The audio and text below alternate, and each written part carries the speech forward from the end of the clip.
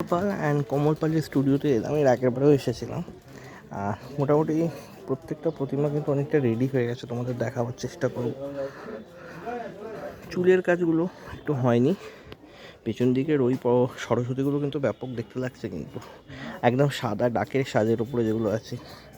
আর এই সামনের এই সরস্বতীটা কিন্তু খুব সুন্দর লাগছে, লাল কালারের, যেটা একদম শাড়ি মানে সাদা লালের কম্বিনেশন, দারুণ লাগছে কিন্তু এই সরস্বতীটা দেখতে। এছাড়াও আরও কিছু সরস্বতী রেডি হয়েছে। এই সরস্বতীটা খুব সুন্দর দেখতে লাগলো, এই যে এই সরস্বতীটা, তার পাশের সরস্বতীটাও দারুণ দেখতে। সুধীর কুমার পালের স্টুডিওতে এর আগের বারেও দেখিয়েছিলাম। আর ভেতরে সরস্বতীটা দেখাবো, দেখো কি সুন্দর লাগছে কিন্তু দেখতে। সামনের এই সরস্বতীটা একটু দেখে নাও, খুব সুন্দর কম্বিনেশন হয়েছে, মানে কালারের কাজটা। এইদিকেও কিছু আছে সরস্বতী, জাস্ট আমি কিন্তু তোমাদের মেনলি এই দিকে সরস্বতীগুলো দেখাবো, খুব সুন্দর লাগছে দেখতে। অবশ্যই আমার তো এই সরস্বতীটাও দারুণ লাগলো, তোমাদের কেমন লাগলো একটু জানিও। আর এইদিকে সরস্বতীটাও দারুণ লাগলো। আর ওপরে তোমাদের নাম্বার দেখিয়ে দিলাম, যারা নিতে চাইছো অবশ্যই নিতে পারো।